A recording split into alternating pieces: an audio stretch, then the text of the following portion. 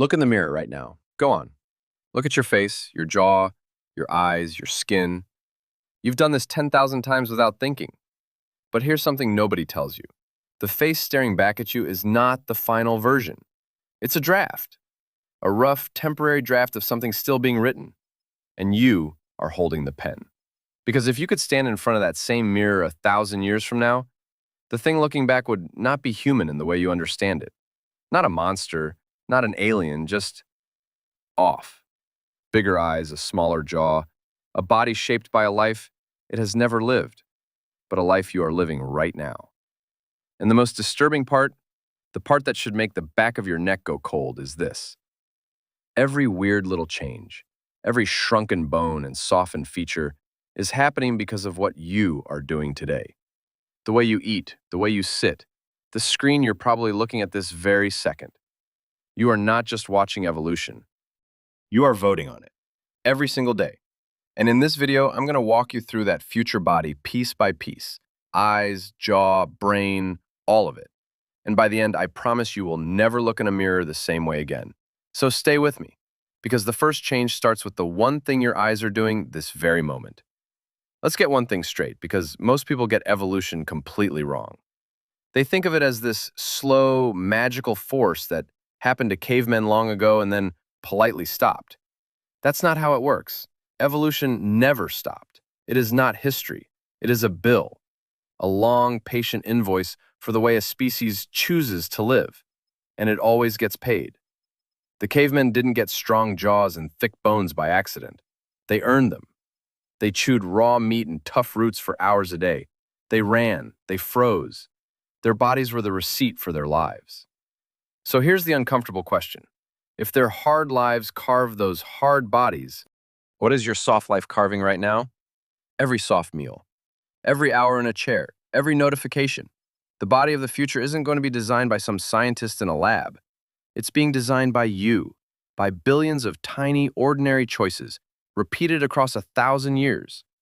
And the first place that bill comes due is the part of you working hardest right now, as you stare at this screen. Your eyes. For almost all of human history, the eye was built for distance. Your ancestors spent their lives scanning the horizon, watching for prey on the far side of a valley, spotting a predator in tall grass 100 meters away. The human eye was a long-range instrument, and the people who could see farthest and sharpest were the ones who survived to have children. That's the engine. Now look at what you're doing this second. Your eyes are locked onto a glowing rectangle somewhere between 30 centimeters and 1 meter from your face, and they'll stay there for hours. The modern human eye almost never looks at the horizon anymore. It lives in a world of close-up artificial light, and your body is already reacting faster than you think. We have a name for it: myopia, nearsightedness.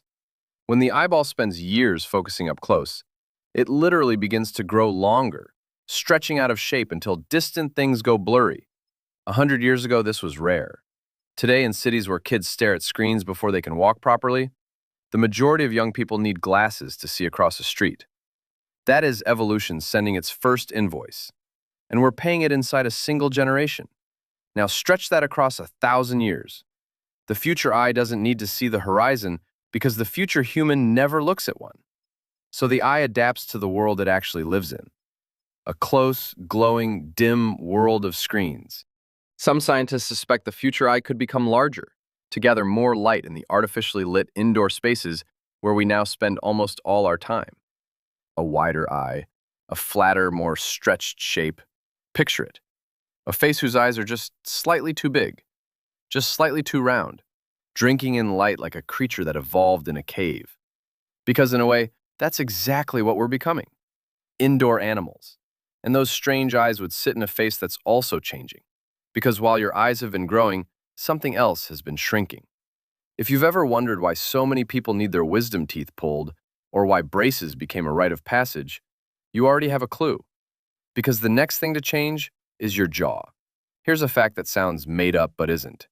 Your jaw is shrinking and has been for thousands of years. Dig up a skull from 20,000 years ago, set it next to yours, and the difference is obvious. Their jaw was bigger, heavier, wider. Built for serious work. Because your ancestors chewed, really chewed, Raw vegetables, tough roots, dried meat, food that fought back. Eating was a workout that lasted hours every day, and bone responds to stress. The more you load it, the more your body invests in making it strong and large. That jaw earned its size with every bite. Now think about your last meal. Was it soft, cooked, processed, so tender it basically dissolved in your mouth? We've outsourced the work our jaws used to do to factories and kitchens. And the jaw, getting no signal that it needs to be strong, simply stops bothering. Generation after generation, it shrinks. But here's the cruel twist that's causing you problems right now. Your jaw shrank. Your teeth didn't get the memo. You still grow a full set of 32 teeth, sized for that big ancestral jaw, now crammed into a mouth too small to hold them. That's why braces exist. That's why teeth come in crooked. And that's why your wisdom teeth so often get stuck, impacted, trapped sideways in a jaw with no room. So a surgeon has to dig them out. We treat it like a routine procedure. It's not routine. It's evolution caught in the act. So push it forward 1,000 years. The jaw keeps retreating, smaller, finer, more delicate. The strong jawline softens and pulls back. The chin recedes. And the future mouth may simply stop growing the teeth it has no space for. Wisdom teeth could vanish entirely, the way some people are already born without them today. Combine that with those large, light-hungry eyes, and a clear picture forms. A bigger upper face, a smaller lower face, eyes that dominate, a jaw that recedes. It's a face that looks, frankly, a little childlike, a little fragile, and it sits on a body that's changing just as much, because your body was built to move. For millions of years, we were endurance animals, built to walk and run upright across open ground for hours. Our ancestors didn't outrun their prey in a sprint, they outwalked it, tracking an animal for days until it collapsed while they kept going. And now, the average modern human moves less than almost anyone who ever lived. We sit to eat, to work, to travel, to relax. Back pain, weak cores, necks bent permanently forward from looking down at devices. That's the sound of a body built for the savannah being bent into the shape of a chair. Carry it forward, and the future body becomes lighter, more slender, finer boned, weaker through the limbs. Because strength is no longer what keeps you alive. Even the upright spine, one of the first things that made us human, could soften to fit a life lived mostly seated. And the surface changes too. You've lived your entire life inside a temperature you chose. Heated rooms, cooled cars, clothes for everything in between. We've removed weather from our lives. But body hair existed to trap warmth. Sweat glands evolved to cool a creature running under a blazing sky. When the sun barely touches you and the cold never reaches you, those features lose their reason to exist. The future human could become even smoother, even more hairless. And skin tone, which for all of history was sorted by how much sun a region got, may begin to blur in a world where almost nobody's survival depends on it. But the most dramatic change isn't on the surface. It's behind those big eyes inside that shrinking skull. The brain. And what's happening to it might surprise you. You'd assume the future brain gets bigger. More technology, more knowledge, a bigger brain to match. It's the obvious guess. It's also probably wrong. Because here's a fact that genuinely unsettles people. The human brain has been shrinking for the last 20,000 years. Our recent ancestors had, on average, slightly larger brains than we do. We got smarter as a civilization, while our individual brains got a little smaller. And the reason tells you everything. A large brain is astronomically expensive. It's a tiny fraction of your body weight, but devours a huge share of your daily energy just idling. As humans got better at storing knowledge outside the brain, in language, in culture, in writing, the individual no longer had to carry every survival skill inside their own head. The tribe was a hard drive. And a brain that can offload memory doesn't need to be as large. It got leaner, smaller. Now look at what you're doing this second. You don't memorize phone numbers, your phone does. You don't memorize directions, your map does. You don't hold facts, you look them up the instant you need them. We've built the most powerful external memory system in history, and we plug into it every waking minute.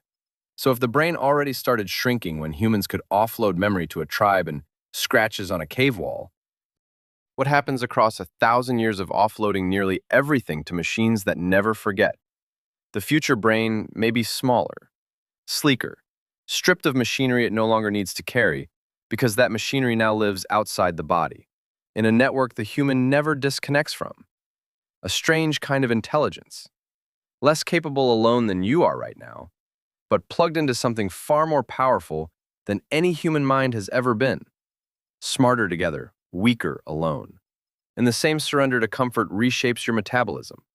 For every ancestor, food was the central problem of being alive. Hunger was the default, feast the rare exception. So your body evolved the perfect strategy. When food appears, take everything, especially the fat and sugar, and store it, because nobody knew when the next chance would come. That craving you feel isn't a flaw. It was a superpower for a hungry world. But you don't live in a hungry world. You live in endless, permanent abundance of exactly the foods you're built to crave most. The instinct never got the message that the famine is over. Across 1,000 years, the future human may finally adapt to abundance, the relentless craving dulling, the body finally at peace with a plenty that, right now, is quietly making us sick. But there's one more change almost nobody sees coming, because it isn't about how we live, it's about who we meet. For your entire evolutionary history, who you had children with was decided by geography. You married someone from your village, your valley. Populations stayed separate for thousands of years, drifting apart, developing the distinct features of different parts of the world. Isolation created variety. Now, a person born in one country can fall in love with someone born on the opposite side of the planet. The walls geography built over tens of thousands of years are coming down in a few generations. And when isolated populations blend on a global scale, the sharp regional features that define separate groups begin to merge. Across 1,000 years, the faces of the world may slowly converge towards something more shared, more universal, not erased, blended. So put it together. Large, light-drinking eyes and a softer face, a small, receding jaw with a smooth, uncrowded mouth, a lighter, more slender body, smooth, nearly hairless skin whose regional differences have blurred, a sleeker brain that thinks more through the network than on its own, a creature shaped in every detail by comfort, by screens, by stillness, by us. And if you've been listening with a slowly sinking feeling, a quiet horror at what we're becoming, stop for a second, because there's a trap in that feeling. We look at that future human with its big eyes and weak jaw and frail body, and we think, look how far we've fallen. We see decline. But here's the question that flips the whole story. Worse by whose measure? Yours. You're judging the future human by what makes a good human today. Strength, a powerful jaw, a big brain in your own skull.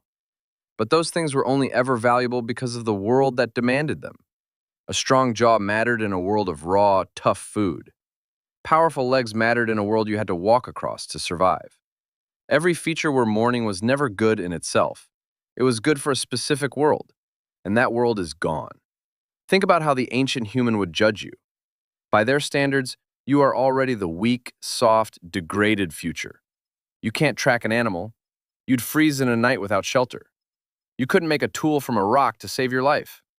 By every measure that mattered to them, you're a fragile, pampered creature who'd have died in a week in their world.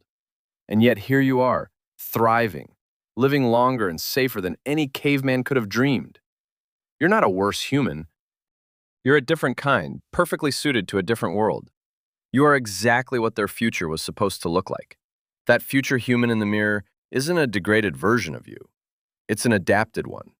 Those big eyes, that delicate frame, that networked mind, it isn't weakness. It's a body that fits its world like a key fits a lock, exactly the way your body fits the world that made it. Evolution has no direction. It doesn't move toward better or worse, stronger or weaker.